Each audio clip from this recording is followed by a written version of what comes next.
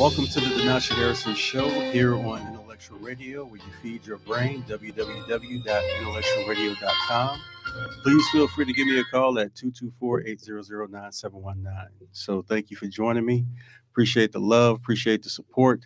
Today's show is brought to you by liveshoes.com and Up and Going Cleaners, where Anthony McMath is the owner. For more information, call at 224-800-9719 for liveshoes.com. Also, 224-800-9719. So I want to jump right into it since we have someone that we've been trying to get back on the show for a while. So without further ado, I'm going to introduce to you the lady that is running for Mayor of Dolton, Illinois, Cassaundra Hopson-Jordan. Welcome to the show. It's good to be back. It's been a minute, but it's good to be back. Good to have you back. I know we've been very, very busy getting the word out about what's going on in Dolton. Yes. For those of you who have tuned into the show before, as you know, I'm running for trustee. Cassaundra Hopson-Jordan is running for mayor. We are on the Rebuilding Dolton ticket.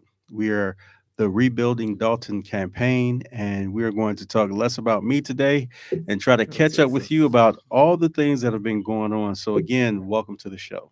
Thank you. So for those who don't know much about you or didn't tune in to the show or is not following the news that's going on in Dolton or Thornton Township, tell the people a little bit about you, where you're from, where you grew up at, and we'll get started right there. Okay. Well, as some know, or shall I say, let me introduce myself to those who don't know. I'm Cassaundra Hopson-Jordan.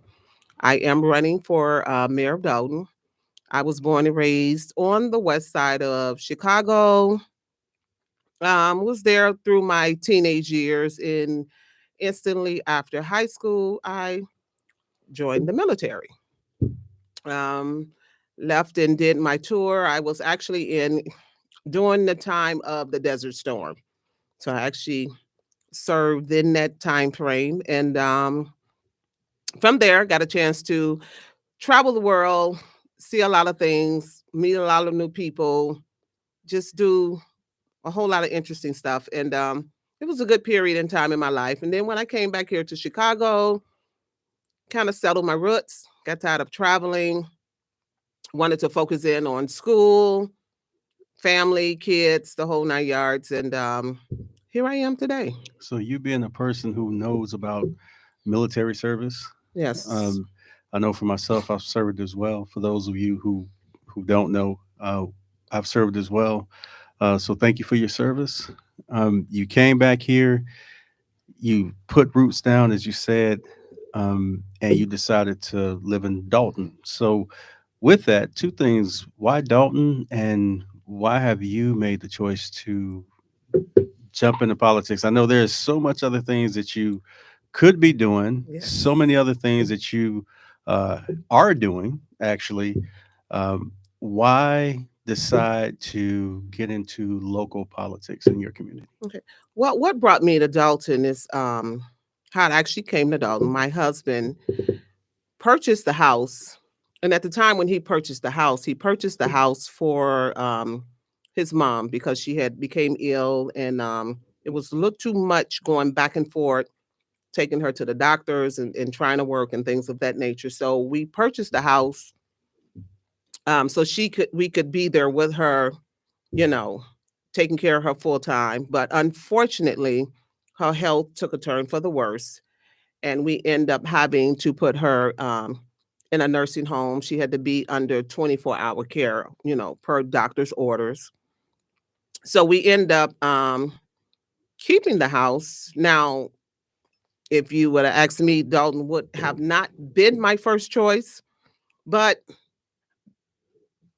just being there and getting to know the neighbors, things of that nature, the village kind of started to grow on me. So I end up rehabbing the house, flipping, fixing it up, flipping, or whatever you want to call it. And we end up keeping the house. And like I said, getting to know the neighbors, getting to learn the community. I'm like, it's actually a pretty good community. So I end up staying, and here I am today in politics. something that I thought I would never be in. But what drove me to this is looking at all the different mayors that have taken the seats and looking at the community as a whole. And over the years, just seeing how the community have started to diminish, Mm. I'd said to myself years ago that I actually thought about running for mayor. Now, why the Lord would have me to do it in this time and season when it is the worst situation I've ever seen in life, but sometimes God would have you to step into a position where it seems impossible to show and prove that he can do the possible. So this is how I became about as far as wanting to run for mayor. I just want to see a change in this community. You know, when I and my husband, we would go out and we would bike ride and just going through the downtown area in certain areas, you see where it's like a desert. And it's like, man, this could be such a great community. But we need leaders that one can work together, two, stop fighting all the time, and three, and just get the business done and try to build this community back up. So this is one of the reasons why I truly jumped into this, because we just need a change in leadership. How long have you been in the community?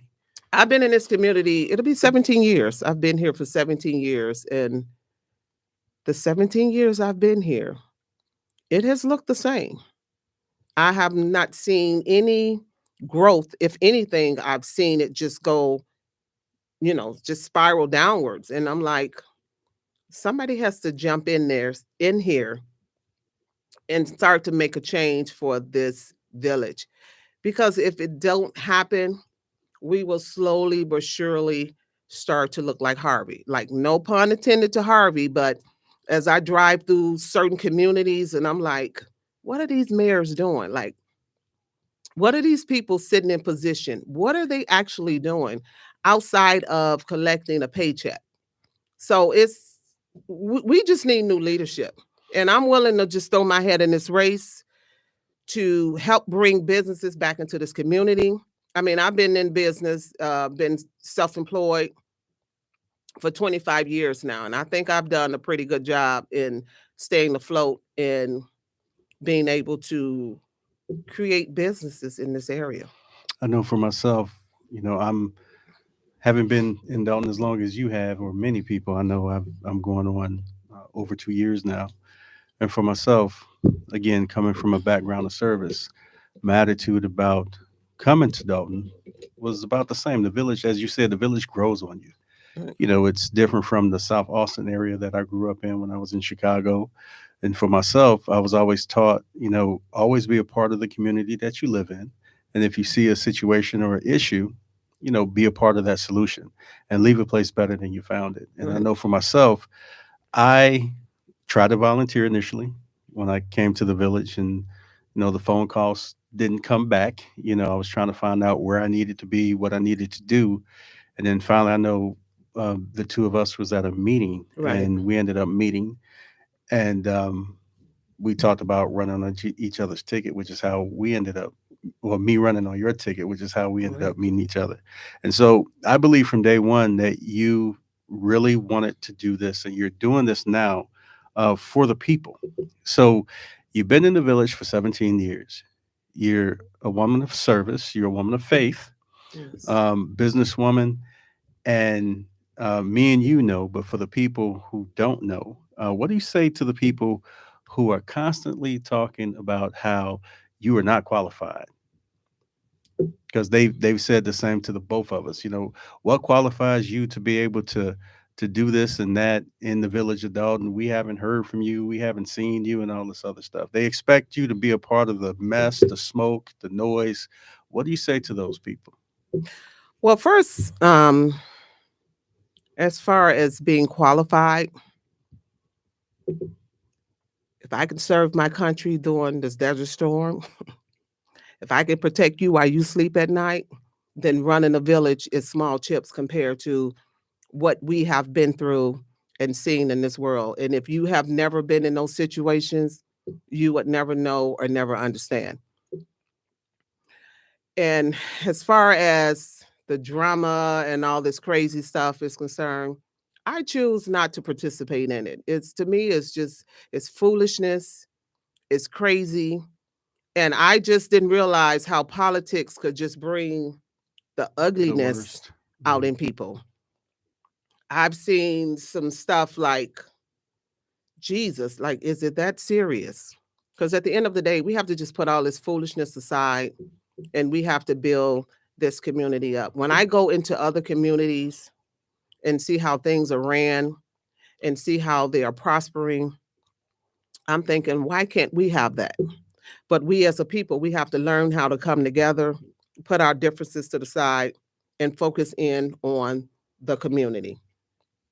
Because, it's sad when we see other races, and I'm going to go there, and they look at us and they look at us as if like we're not a threat to them, because first thing comes out of their mouth and their first forms of thinking is they can't work together, they can't get along, they can't get anything accomplished because they're too busy fighting one another. And when I just look at this situation, I'm like, at this point, everybody just need to go. The village need a fresh start. It needs new personnel, new people, new trustees, new mayor, new everything. It's just, and I believe that these seats should be held only for so many terms. To see people sit in these seats year after year after year and literally produce nothing. It's like the laws need to be changed. Listen, after 2 or 4 years, you've served, that's the max. Shift it out. Because if you keep the same leadership in all the time, and I don't, and this is the thing that gets me with people. You say, I want new leadership, we need somebody new, but you constantly recycle the same people Mhm. over and over again and keep expecting a different result, which is crazy to me. So I think at this point, everybody just need to go. I'm just so sick of the fighting. I'm so sick of the name calling. I'm so sick of the backbiting. I'm sick of folks digging up people's personal stuff and using it as a weapon. It's just crazy. I mean, everywhere you go, the minute you mention Dalton, everybody has this preconceived notion of how things are. And this one notion that I really hate that people have about the people in the village of Dalton, that everybody is poor, broke, disgusted, on welfare, on Section 8, and that's not so. So I have to constantly clear up that narrative that this is not a poor, broke, disgusted village. You have a lot of professionals that lives in the village. It's just unfortunate that the leadership that you have is not doing what they're supposed to do. I mean, how hard is it to get in office and just do what you're supposed to do? Everybody work together as a team. Everybody come together as a team. I mean, how hard is that to do? Well, why do you think that is? Because for me, from what I see, and again, I haven't been in the village for a long time, but it just seems that people are on their personal agendas about how they want people to perceive them doing the job, but the job's not getting done. Well, I think personally, I think it's greed. It's money. It's about the position. It's about the power. And this is why it needs to be shifted out every so many years. I mean, don't let them get that comfortable to the point where they get comfortable with those paychecks. I think it's really all about the pay. These people have been sitting in position. They've been living off the taxpayer dollars. I mean, when I look at these meetings, I'm like, where can you go and not show up for work and still have a job? Where they do that at? Because in my world, you miss work, You and don't get after paid. so many days of missing work, not only do you not get paid, but you're letting and get fired as well. So I don't understand how, and it's on both sides, these trustees, even sometimes the mayor, this side gets mad at this side and that side get mad at that side. Nobody shows up for work. Nobody's suffering but the people in the village. So I'm trying to figure out and understand, where do you do that at?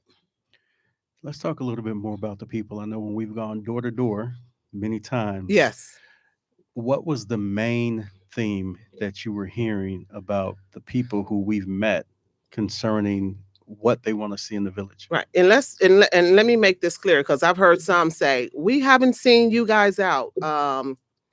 Well, let me clear this up because for those that don't know, when we started out with this election, the first thing I wanted to do as far as phase one of our campaign, every person, and let me make this clear because some are saying, well, they didn't come on my block or we didn't see them. Well, let me make this clear. For every person that supported us and signed our petition, then in turn, I personally wanted to thank every person that signed our petition to help us get on the ballot. And we went through every block on Dalton. When I sat down and went through that petition, it was like 862 people that actually signed our petition. And when I sat down and went through every address and I separated it block by block, I put the numbers in order, and we went out and we literally knocked on over 500 doors. And outside of those doors that we knocked on, my husband said, listen, I know you've been out there, and I just end up mailing out the rest of them. So plenty of, it's about 400 people, or a little close to 400 that got them in the mail. And knocking on the doors, talking to people. And I listened to the interview the other night with the mayor on WBON, and one of the callers caught my attention. She called in and she said, listen, I am one of those middle class working people. So what about us? And this is the thing that I stress to you in the midst of going out speaking to people, because I've spoke to a lot of people in the village. I know, Trustee House, Mayor Hinier, they like to focus in on the seniors. They like to focus in on the kids. Well, my thought is, who focus in on the middleman? A lot of these people, doors that we knocked on, are middle class working people that often get left out, that often gets left behind because everybody's focusing on the seniors and everybody's focusing on the kids. Most of those kids that you're focusing on lives in the household of those middle class working people that foot the tax bill. And the number one concern that they had is, what about us? And I'm a middle class working person, so I can identify with them. And a lot of them are like, we often get left behind. Nobody ever speaks to us. We never see anybody come knock on our doors. What about us? And that's where my campaign has been focused on. Let's relieve the load of the middleman, because the middleman is the one that's footing the bill in America. It's not the rich, it's not the poor, it's not not the seniors, because majority of the seniors, they're on fixed incomes. Majority of them are retired, and majority of all of them, at least 99% of them, they get tax breaks. Because once you hit a certain age, you get a tax break. So it's the middleman that's footing the majority of the bill. And one of my main focuses is bringing businesses into this village, getting that downtown area filled with businesses and other desolate areas that has a lot of empty spaces. Let's get businesses in here so it can relieve the load of the middle class working person. I know how it feels to when you work, and then you at the end of the pay period, you look at your check and it all goes in taxes, and you don't get to reap the benefits of your hard work. So we have to just stop focusing in on the seniors. Now, I love my seniors. I do. I take, I'm close to all of the ones that live on my block. I constantly check on them. I constantly make sure they have what they need, the whole 9 yards. But we have to also focus in on the middleman. And a lot of the complaints have been from people that works like, what about us? All we hear is seniors. We hear the kids. What about us? A lot of the people that we did talk to, um, they expressed concern about their tax dollars. They talked about their tax dollars um, staying in the community. Right. stand in the village, stand in the township. A lot of people who live in Dalton have to travel outside of not only the village, Right. but in some cases the township, just to see their dollar at work. Uh, and so that was one of the things that I remember when we knocked on those doors. Right. A lot of the people in the middle class, they want to know, how are their tax dollars going to be working in their village? Can you, without revealing too much, talk a little bit more about what the plan would be to keep the dollar in the village?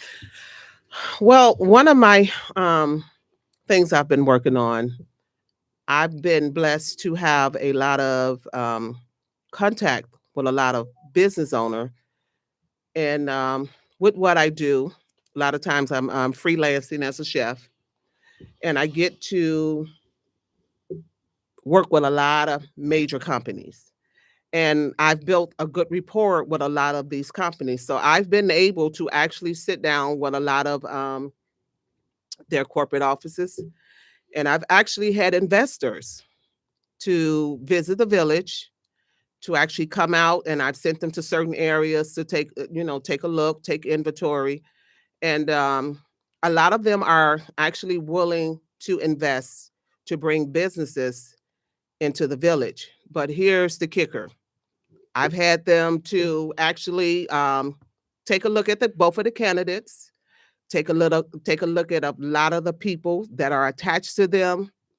And one of the things is they're willing to do business with Dalton, but they don't want to be bothered with any of the leadership that's in the seats at this point. I tell a lot of people you have to be careful about a lot of the stuff that you put out on social media. And one of the things that have turned a lot of these investors off is that this administration, the trustees, they're looking at the whole situation, and they're like, they're not an asset, they're a liability. I wouldn't touch them with a 10-foot pole. When they look at the trustees from their eyes as investors looking at them, they're like, they're not loyal. In a sense, they're like Judas. Like, who turns against a person that actually put you in the seat? But then they take a look at the mayor and say, she don't have good judgment. You brought all these people along with you, and in less than 2 or 3 months in the seat, they shifted on you. And it's a touchy situation. It's just like, we're willing to do business with Dalton, but we're not willing to do business as long as any of these people are actually in the seat. Right. They don't want to be caught They up in don't all want the to be mess. caught up in the drama, all the craziness, some of the stuff that they've looked at, like even with some of trustees' house. I've had them to watch certain videos. I've had them to watch certain meetings. And the people that's attached to him, bad business. And then we look at the mayor, as far as a leader. And I've always say this, a lot of times you cannot friend or fraternize with people that you have to lead. So when it comes to friendship and cliques and all that, you have to separate that stuff. You have to leave it outside of the workspace. So I've had investors to actually check out the village, check out the administration, check out the social media, all of the bloggers. And when they look at this, they're like, listen, we're willing to do business, but we don't want to touch it. It's just too messy. It's unprofessional. Um, they're just a liability. It's just bad business. Not good for their brand. No. Why do you feel people are willing to accept the obvious? And what I mean by that is they see everything that's going on with the legislative body in the village. You have your faithful few who uh, are either against the mayor or against the trustees. And then you have those that understand that the whole legislative body has to move forward in some type of like direction. So when you win the seat, you still have trustees who are there now, that will be there, and so there has to be some type of agreement to work together. Well, here's the thing. You have all these trustees, new, old, or whoever's coming in, and everybody is saying, I'm for the village. Well, here's the true test of what you've been saying. So, in an incident, you get a mayor that you didn't want or didn't select. Then let's see if you can put your differences to the side and actually work with the new mayor, because it might be someone that you might not like. And this is why we have to learn that when you go to work, it's not about the personal stuff. When I go to work, all personal stuff stays outside the door. My focus is when I come in the door, as I stressed to someone before, when I come through the door, it's about producing. I'm here to produce. I'm not here to have a personal moment or a personal relationship with the people that I work with. Yes, you're supposed to be cordial, you be nice, all of the above. But at the end of the day, you are here to produce. I don't believe in fraternizing with people that I have to lead. Too much familiarity breeds contentment. When you get too friendly and you bring that stuff into the workplace, and a lot of people don't know how to keep it separate. And this is why I believe that the village is in a lot of the situation that it in. They all started out as friends and they're all clicked up. And then it's like when one don't do what the other says, or one don't go according to whatever it is, now you got a big mess. So if you're going to be a leader, you got to learn how to lead the friendship outside of the workspace and focus in on getting the job done. Just taking care of the business. Yeah. Absolutely. That's why you have family. That's why you have friends. You have your personal relationships outside of the workspace. I've worked with people that literally couldn't stand each other guts. But the minute we walked inside those doors, all those personal feelings went outside the door and everybody came together and got the job done. We talked about phase one of your campaign. Are you still in phase one, or have you transitioned to phase two concerning your campaign? And if so, what does that look like for you? Yeah, we have actually transitioned into phase two, and this is actually getting paraphernalia out to everybody in the village, whether you support us or you support the other candidate. We're still getting paraphernalia out to everybody. Bloggers. So we've talked extensively about um, the whole blogging community, and in my short experience, uh, I don't I don't understand why people just can't focus on what people are truly trying to do for the people in the village. My experience, and you can share yours. My experience is that you know the majority of bloggers out there have chopped up, twisted the whole motive or intent of what people are actually out there trying to do, just to favor a different uh, individual running for this office. What's been your experience with the whole blogger community? Well, with that, as everybody know, I did an interview with Jedediah Brown. And I only did the interview. What's to kind of break the ice? Because I had a lot of people saying, well, we don't know you. Nobody's ever heard of you. And I'm like, well, honey, I've been here for 17 years. So I did the interview. And to just see the reaction of the people, just the bully, the meanness, and the nastiness. And I'm like, you guys do know that people can have a difference of opinion, and it's okay. I mean, you can have whoever you want to vote for, you can have whoever you want to vote for, but we all can still treat each other cordial and be nice to one another. And I've just never seen anything like it. I'm like, are these people paying you all? Because some of you all are just a little too stressed out. Now, I did another call in with on the Martin Johnson show. And let me clear this up. When I turned that on, I just happened to come in from my day and just turn the TV on, and it happened to be on. And I'm listening to the callers call in. And I'm listening to all of the House supporters, because these people feel like if you don't go along with them, then you're an outcast or you're a Tiffany supporter. And, all the bullying. And I've never seen people that say, we want to see the village go right, but you all are so nasty and mean and just, it's unbelievable. So it was a lady that called in, and this was one of the reasons why I called in. I can't stand a bully and I can't stand a disrespectful kid. And when the lady called in, she was saying they had asked her, who was you for, or something of that nature. And her response was, I'm not for Tiffany, nor am I for House.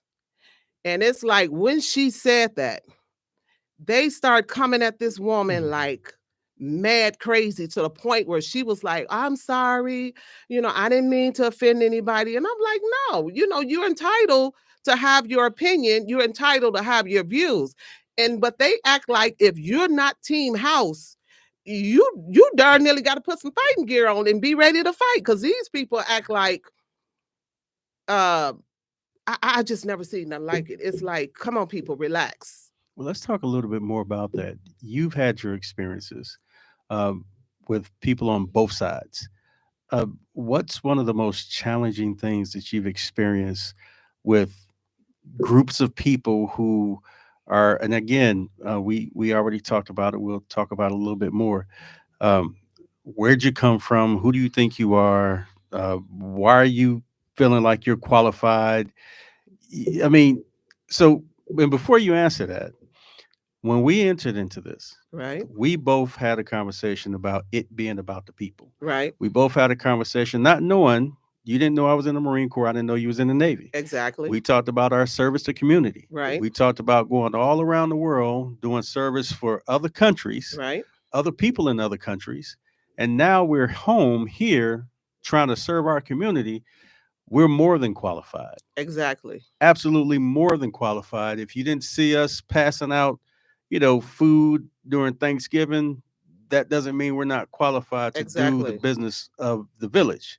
So, so with that understanding, uh, when people started to attack you, not even knowing where you stood, calling you a Tiffany plant, calling you uh, against everything that the the trustees stood for, but not bringing up any topics or subjects about what they're doing or stand or stood for. How do you continue to move forward and avoid that noise, avoid that smoke, and move forward with your agenda for the people? Well, one thing, in life, you don't get to where you're at by worrying about what people say, or what people think. If I sat around and worried about what they thought or how they feel, I wouldn't be where I'm at today. So that stuff I've learned. Let me say this. I've learned that every lie, every negative comment is all a part of the process. The devil never comes after an empty cup. He only comes out after that which is full. So when you're full of purpose, when you're full of promise, when you're full of destiny, then here comes the naysayer, the enemy. You can't chase down every lie. One thing my daughter said to me, she said, Mom, listen, you never have to defend the truth. So let the liar lie, let the naysayer say what they got to say, because they're like boosters. If you ever seen a rocket take off, the boosters have to drop off first. So I don't worry about all the craziness and the naysayers and all the negative posts in the Dalton politics and all that crazy stuff. When I look at it, as I said to the young lady, listen, if you're going to post about me, if you're going to lie about me, just tell the people to come on over and follow me. You're free advertisement. So every time you call my name, every time you say something negative, every time the blogger say something stupid, whatever the case is, you're free advertisement. You're advertisement that I don't have to pay for. And you're actually putting my name in households that would have never been there. So you have a purpose. Serve your purpose. Do it well. Keep doing what you're doing. Do what you do. So at the end of the day, to I stay appreciate it. right, staying focused on the why. I know for myself to stay focused on the why, which is the people. This is why I decided to do what I'm doing Right. on this ticket. Let's talk a little bit more about the agenda for Dalton. We've touched on it, and we touch on it all the time when we talk. We touched on it here in the show. Uh, you talked about the downtown area that you and your husband rode through.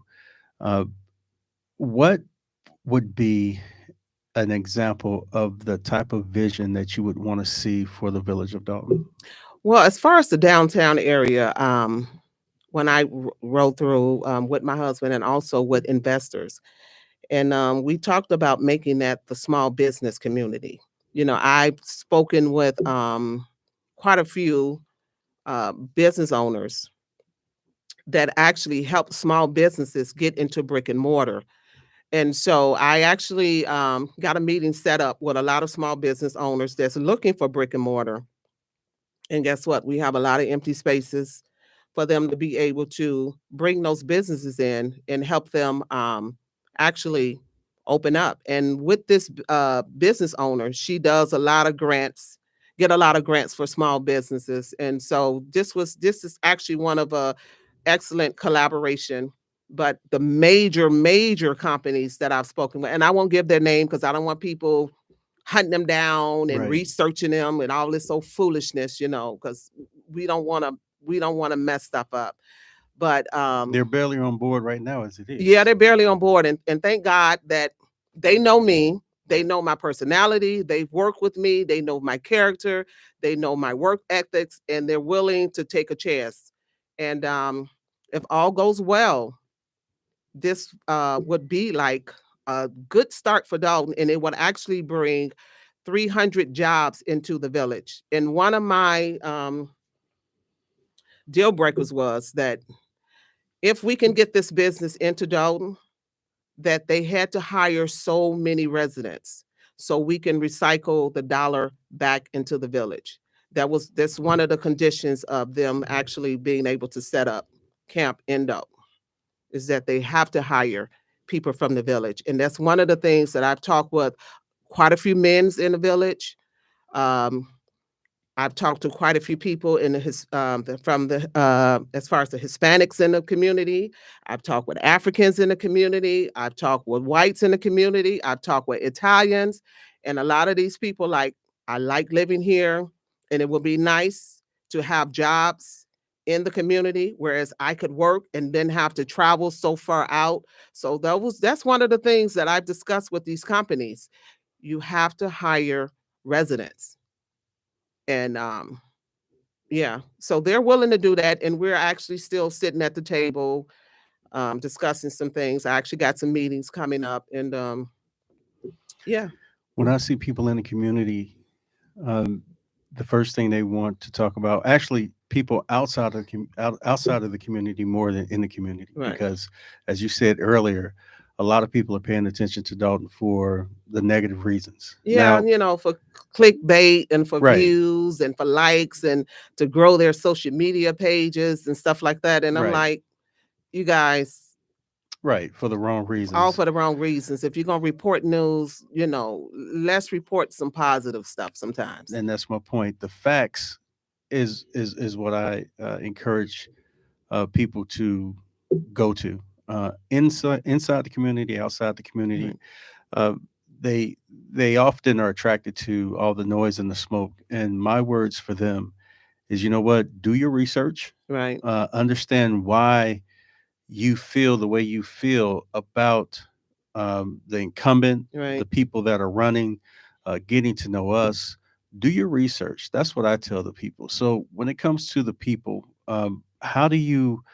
Because you've had more conversations than I have Right. about the smoke in Dalton. So, what do you leave with the people concerning what they need to do to be informed?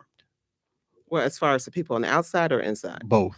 Well, as far as the people on the outside, when I'm approached with all the stuff that's going on, and they, first thing is, well, she stole all this, and I'm like, listen, people, you have to stop saying people stole stuff and people did this and people did that, because honestly, all this stuff is just speculation and hearsay. You got to understand, a person is always innocent until proven guilty.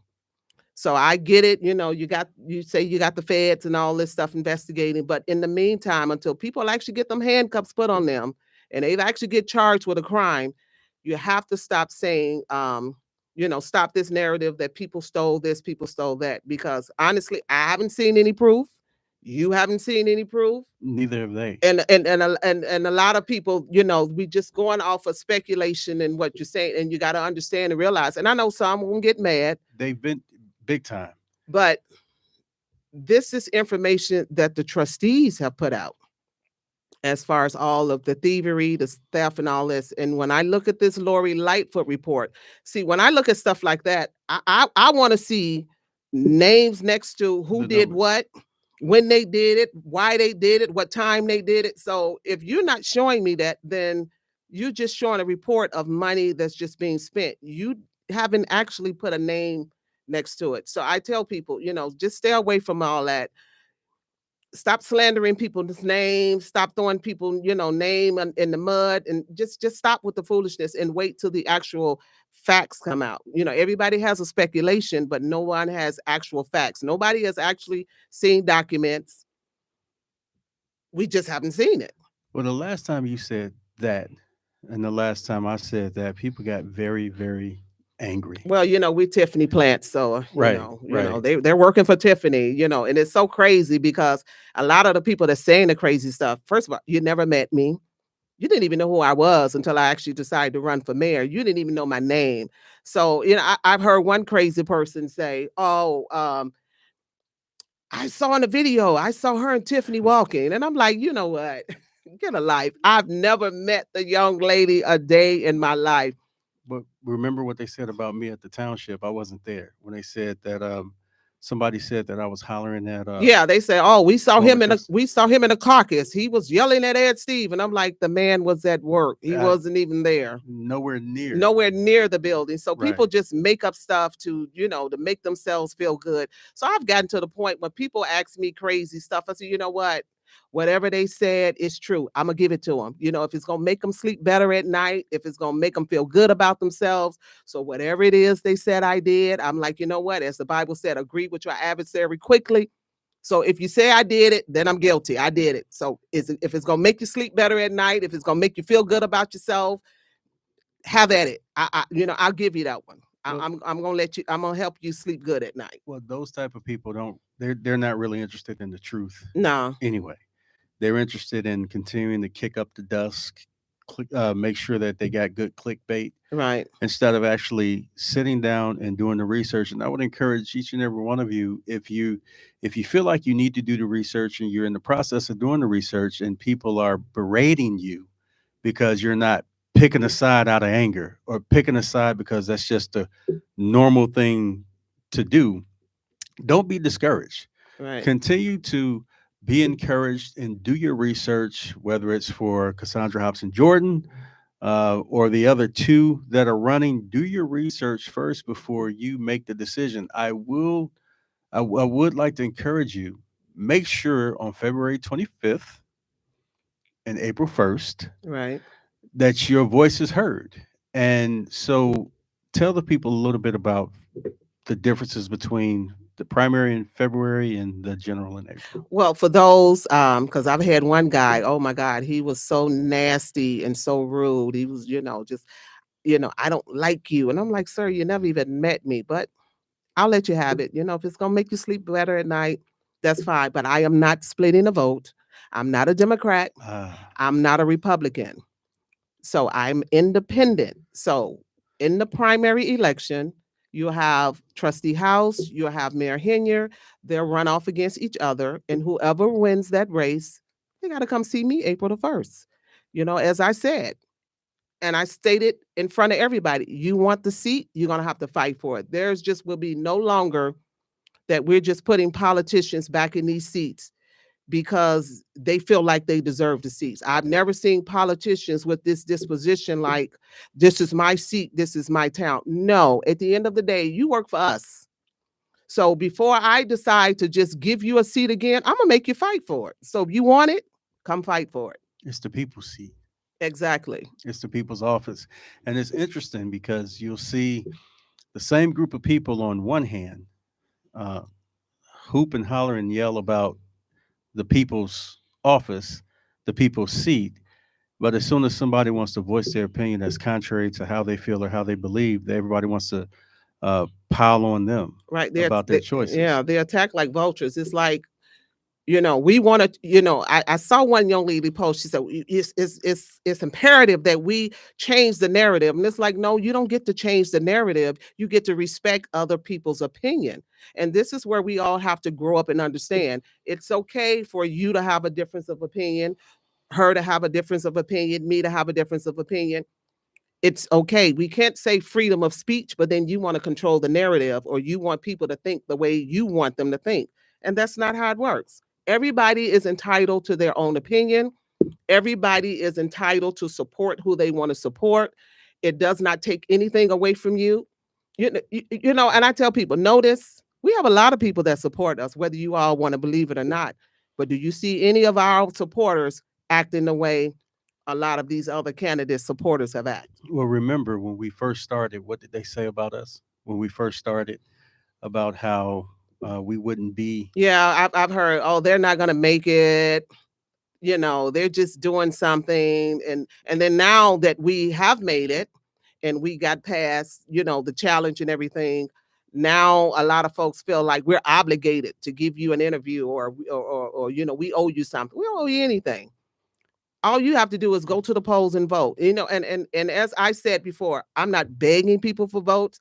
I'm not promising people anything for vote. I'm going to run this campaign clean, precise, do what it is I need to do. I have a vision for the village, and one of my main concerns is bringing businesses into this village. I don't care what type of deficit you got. I don't care what type of plan you have. It's just like running your household. If you got money leaving out and no money coming in, you're going to find yourself in a problem. So we have to get money into the village.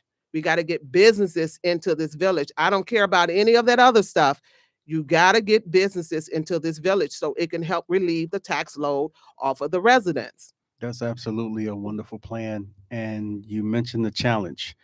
We didn't get into that, but I would like to get some details about that whole situation that we went through when we were challenged about the ballot. Well, I'm just It's a part of the process. yeah, and I wasn't mad about it. It's a part of the process. We got challenged, and you know, God worked it out. It's fortunate for us when we came in.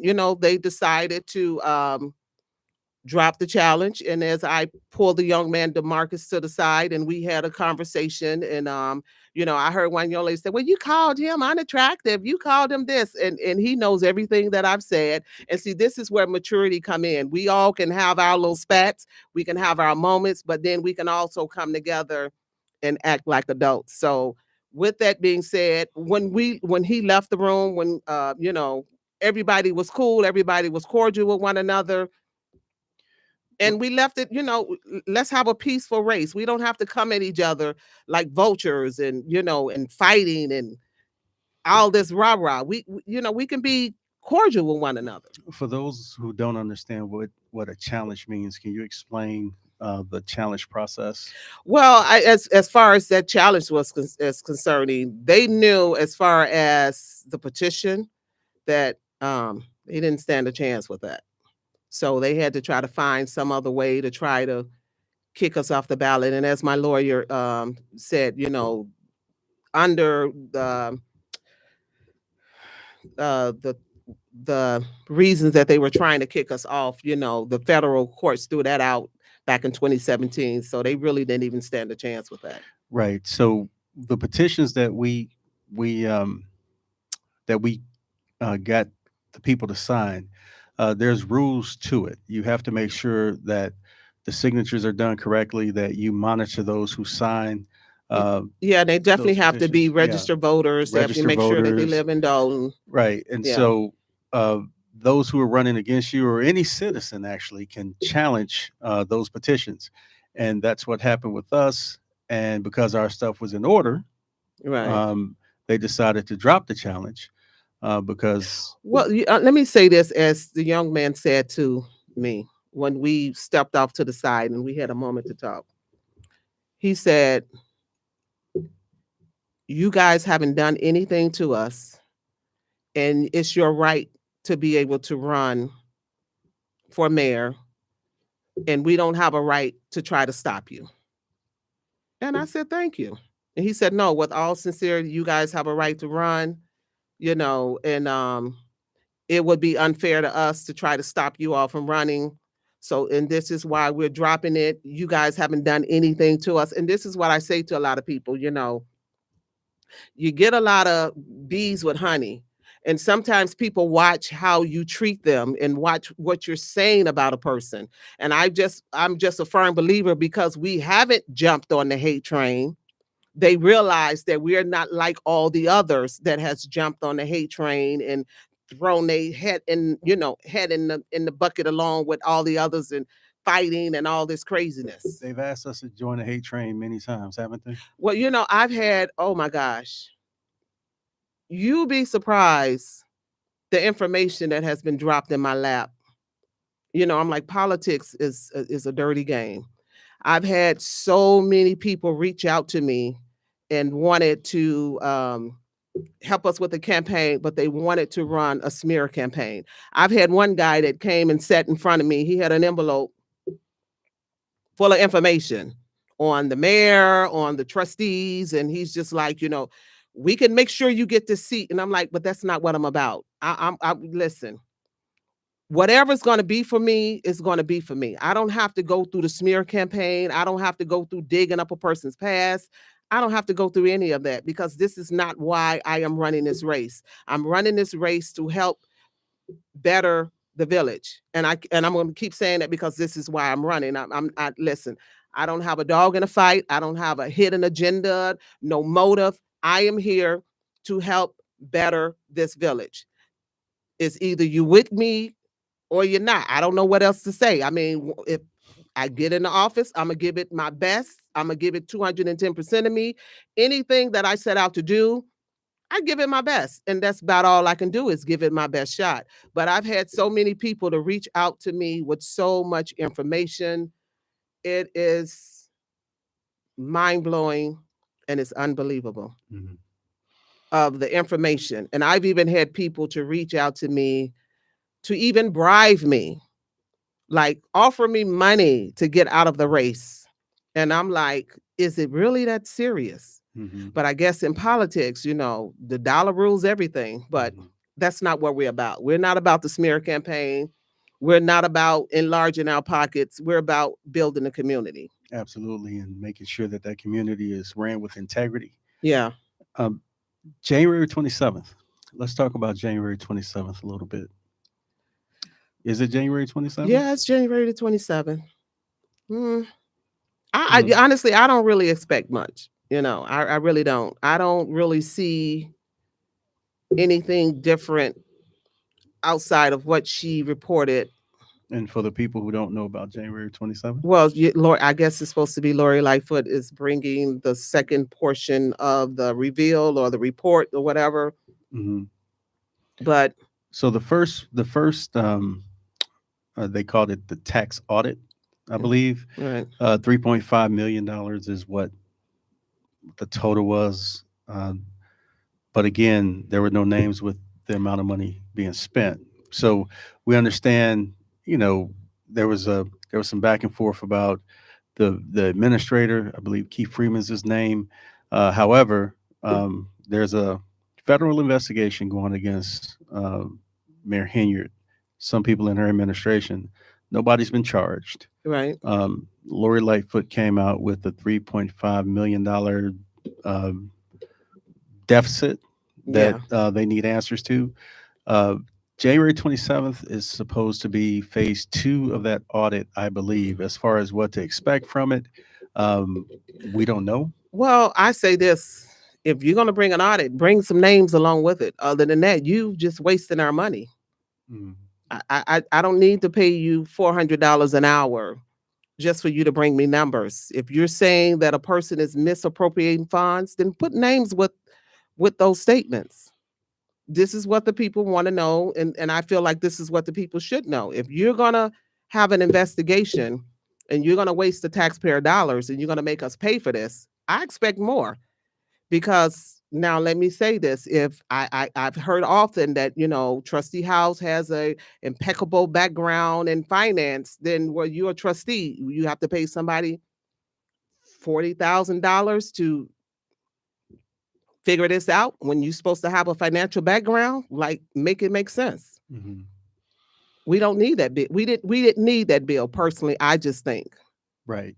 So that would be January 27th. So to cover a couple of things. So February 27th, February 25th is the primary. Right. And then whoever wins the primary runs against Cassaundra Hopson-Jordan Correct. April 1st. Correct. So please, if you're not registered to vote, make sure that you are registered to vote. How can people help with the Rebuild in Dalton campaign? The best way to help is to make sure that you're registered to vote and actually just go out and vote. Simple. Okay. It's just that simple. When as I tell people, you don't like Tiffany, go cast your vote. You don't like House, go cast your vote. You don't like me, go cast your vote. It's just that simple. Are there any volunteer opportunities for the Rebuild in Dalton campaign?